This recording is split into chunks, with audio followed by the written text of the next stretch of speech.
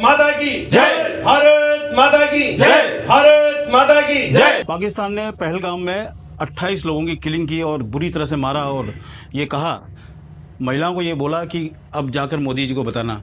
और आखिरकार आज जो है रात में पाकिस्तान पर स्ट्राइक हुए हैं, 9 स्थान पर भारत ने स्ट्राइक किया है और उनको बता दिया है कि घर जाके बताना, यानी फिर हमने आकर के भी आपको घर आकर बता दिया है ये चीज़ें। लेकिन अब अगर युद्ध की स्थिति बनती है तो क्या क्या संभावनाएं हैं। जगह जगह मॉक ड्रिल भी किया जा रहा है, आज किया जाना है। और हमारे साथ में देवास के आर्मी के रिटायर्ड लोग हैं यहाँ पर और कैप्टन भी हैं साथ में, और सभी अलग अलग पदों पर रहे हैं और आर्मी के काफ़ी अनुभवी लोग हैं। और हमसे बात करेंगे कि अगर युद्ध की स्थिति बनती है तो ऐसे में नागरिक कर्तव्य क्या होते हैं, हमें क्या करना चाहिए और किस तरह की तैयारियां हमारे साथ होनी चाहिए। आपका नाम बता दीजिए। जय हिंद, भरत पाटीदार। मैं यहीं देवास से। आपने आर्मी में काम किया है और सब कुछ आर्मी के हाथ में है। मतलब हम लोग मज़े से अगर रह रहे हैं जनता, तो वो आर्मी सीमा पे लगी हुई इसके कारण रह रही है। आज वो समय आया है कि आज आर्मी वहाँ लगातार मुकाबला कर रही है और बदला भी लिया गया है। ऐसे में नागरिकों के लिए आप क्या कहेंगे, नागरिकों को क्या करना चाहिए? नागरिकों को सबसे पहले जो प्रशासन और सेना के ऊपर गर्व होना चाहिए। और सेना ने जो वादा किया है कि हम मुंह तोड़ जवाब देंगे, वो दे रही है। और ऐसे में जैसे मतलब हमें तो आदत ऐसी पड़ चुकी है कि हम दिन भर जो है इंस्टाग्राम और फेसबुक और इनमें लगे रहते हैं लगातार। पब्लिक रोड पे आजकल कम आती है, मोबाइल पे ज़्यादा नज़र आती है। ऐसे में इंटरनल सिक्योरिटी के लिए जगह जगह मॉक ड्रिल भी हो रही है। तो ये किस तरह की मॉक ड्रिल्स होती है, इसमें क्या क्या सिखाया जाता है, आज बताया जाएगा। हालांकि देवास में नहीं हो रही है, लेकिन देवास के लोगों को हम आपके माध्यम से बताना चाह रहे हैं। ऐसी मॉक ड्रिल में क्या क्या होता है, वो अंधेरा कर दिया जाता है, सायरन बजते हैं, ये सब चीज़ें क्या है? मॉक ड्रिल के अंदर जैसे अटैक होता है, हाँ। तो ये मॉक ड्रिल अटैक के समय ही की जाती जी। है। तो जिस समय अटैक होता है तो अटैक ड्रोन के द्वारा, फाइटर के द्वारा या मिसाइल के द्वारा। अगर ऐसा अटैक होता है तो पब्लिक को पैनिक नहीं होना है। जो बड़े शेल्टर है, ब्रिज है, बाहर घर से बाहर है, तो जो भी कोई बड़ा पेड़ है, ऐसी जगह अपने आप को बिल्कुल छोटी पोजीशन में छुपाना है कि हम दिखाई ना दें। और घर में है तो हम नीचे बेस में जाएं। अगर 3-4 मंजिला घर है तो बेस में जाएं और मजबूत चीजों का सहारा लेके वहाँ अपना छुपाव करके बैठें। बच्चे और बुजुर्गों को विशेष ध्यान रखें। हाँ, ये चीज़ें सीमावर्ती इलाके में ज़्यादा होती हैं। और लेकिन आजकल मिसाइल सिस्टम ऐसे आ गए हैं, उनके पास नकली मिसाइलें हैं चीन की जो दूर तक मार करती हैं। तो ऐसे में सभी जगह पूरे भारत में सभी लोगों का अलर्ट होना चाहिए। जी। अच्छा, आप बताइए, जो ब्लैकआउट किया जाता है इसका क्या कारण है और इसकी मॉक ड्रिल आज कराई जाएगी? ब्लैकआउट मतलब होता है कि जैसे भी रात को अगर मान लो हमला होगा, तो रात को हमको क्या करना है? तो रात को हमको क्या करना है कि जितने भी हमारे लाइट्स हैं सब स्विचेस ऑफ कर देना है। जो पर्दे लगा देना है। और जो हम घर में बातचीत करते हैं, कोशिश करना है कि हम बातचीत नहीं करें घर पे। और दूसरा है, अभी क्या सिस्टम है, एक नई चीज है कि जनरेटर, अगर मान लो सरकार के द्वारा लाइट ऑफ हो भी जाता है तो कोशिश करना है कि अपने जनरेटर ऑफ भी ऑफ रखे। ये गलती लोगों करेंगे। जनरेटर, इन्वर्टर भी? हाँ, इन्वर्टर, जो भी चीजें है वो ऑफ रखे। रोशनी नजर नहीं आना चाहिए। अच्छा, ऐसे में वो क्या मोमबत्ती दिया ऐसा कुछ भी नहीं जलाना है, क्योंकि वो ऊपर से हम टारगेट हो जाएंगे उससे। ठीक है, वो लोग सेंस कर लेते हैं कि यहाँ पर शहर है। हाँ, ये शहर है। ठीक है। तो वो तो पहली बात तो फाइटर से आएंगे, तो फाइटर से और ड्रोन से करेंगे, तो वो वहां से वो जो लोकेशन है वो दिखाई देगा कि यहाँ पर कुछ आग जल रही है या लाइट है या कुछ भी किसी प्रकार की चीज है, तो वहीं पे अटैक होगा। अच्छा, ये सायरन जो बजाया जाता है इसका क्या कारण है और उससे कितना अवेयर होना चाहिए लोगों की, सायरन बजने का क्या महत्व है? सायरन का मतलब ही यही है कि कोई ना कोई जो पड़ोसी देश या दो दुश्मन है, उन्होंने कुछ ना कुछ हमारे साथ अटैक कुछ किया है जी, तो इसलिए सायरन बजाया जाता है। और सबसे बड़ी बात है, जनता को पैनिक नहीं होना है। ठीक है। और जो सोशल मीडिया में अफवाहें दिखाई जा रही है उस पर ध्यान नहीं देना है बिल्कुल भी। और फर्जी वीडियो चल रहे हैं और पूरा भरोसा होना चाहिए इंडियन आर्मी पर। हमारे पास इतने अत्याधुनिक हथियार है कि हम पाकिस्तान को मुंह तोड़ जवाब दे सकते हैं और दे रहे हैं। फर्जी वीडियो की अगर बात सामने आई तो मैं बता दूं कि पाकिस्तान के जो मीडिया चैनल्स हैं वो ऐसी बातें दिखा रहे हैं, पुराने वीडियो दिखा रहे हैं, पता नहीं कहाँ के जेट गिरे हुए दिखा रहे हैं। बोले हमने भारत के 5 उर्दू में क्या बोलते हैं जेट जो है हमने गिरा दिए, जबकि सारी फेक न्यूज़ है। भारत का कोई भी नुकसान नहीं हुआ, सारा नुकसान जो भी हुआ पाकिस्तान का हुआ है और सैकड़ों की संख्या में आतंकवादी उसमें मारे गए उस अटैक में। और ऐसे में जब जमाना वीडियोस का है और झूठ का जमाना है, ऐसे में जब इंटरनेट सभी जगह चलता है और इस झूठ के बीच में नागरिक अपना कर्तव्य कैसे निभाएं? इंटरनेट तो आप देखते ही होंगे क्या क्या चलता है। अभी सबको मेरा जय हिंद।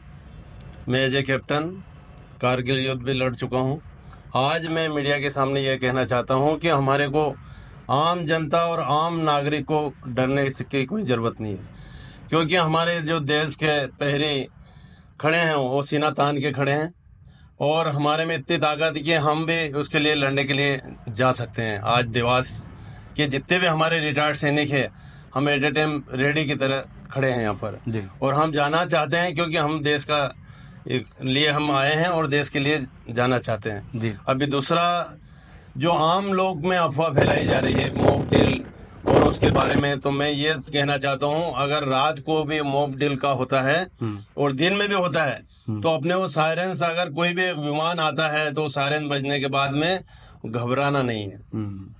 घबराने के बाद में अगर अपना घर के अंदर है तो आप कोने पे चले जाओ घर से बाहर, या कहीं पेड़ के नीचे खड़े हो जाओ, या कहीं ब्रिज के नीचे चले जाओ। अगर अपने वहां पर बॉर्डर पे लोग हैं तो वो बंकरों में चले जाएंगे। उससे क्या होगा कि अपने हम पे बचना है और हमने दूसरे को बचाना है। अगर आग लग गई तो आग कैसे बुझाना, उसका भी तरीका आना चाहिए। और अपने बुजुर्ग लोग हैं या बच्चे हैं, उनको हमने कैसे सपोर्ट करके बचाना है। तो ये एक मॉक ड्रिल का ये है। आर्मी में तो हमेशा जवान रेडी रहता, मॉक कैंडल भी होता है और सभी वो इसमें लगे हुए रहते हैं मुंह पे, तो वो तो बचने का उनको सब पूरा ट्रेनिंग दी जाती है।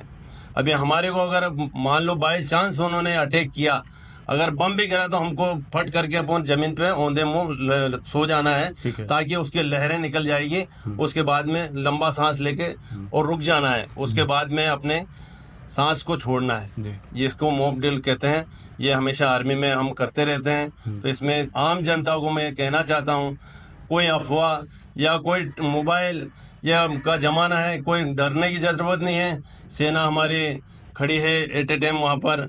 आपने देख ही लिया हमारे आज ऑपरेशन सिंदूर का जवाब हमारे मोदी जी ने दे दिया है कि हमारी जो बहनों का सिंदूर उजाड़ा, तो आज हमने 90 लेडीज़ों का भी सिंदूर उजाड़ दिया है।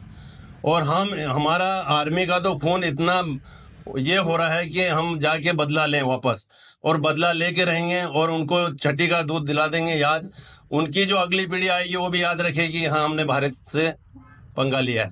पाकिस्तान 3-3 4-4 बार हार चुका है, लेकिन मानने को तैयार नहीं है, क्योंकि वो उस देश का निर्माण ही दुश्मनी के आधार पे हुआ था और धर्म के आधार पे हुआ था, और धर्म बता करके ही लोगों को मारा गया है। ऐसे में लोगों में गुस्सा भड़का और भारत की आर्मी में गुस्सा भड़का, और मोदी जी ने अब उन्हें बता दिया है कि आप जैसा कर सकते हो उसका बदला भी हमें लेना आता है। लेकिन भारत के जो नागरिक हैं, अभी हाल फिलहाल में हम लोग अपने कर्तव्य भूल गए, क्योंकि पुराना युद्ध काफ़ी लंबे समय हो गया उसको।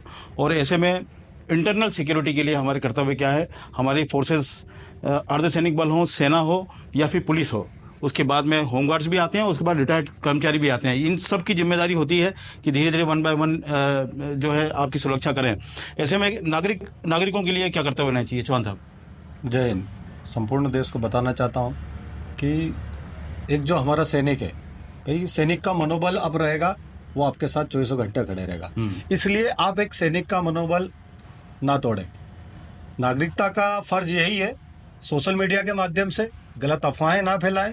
जो प्रशासन द्वारा जो उन्हें बताया जा रहा, उन्हीं चीज़ का तथ्य रखें। सोशल मीडिया बहुत अच्छा प्लेटफॉर्म है एक अपनी बात लोगों तक पहुंचाने के लिए। तो मेरे देश की जनता से यही आग्रह है कि हमारी सेना का मनोबल बढ़ाते रहें।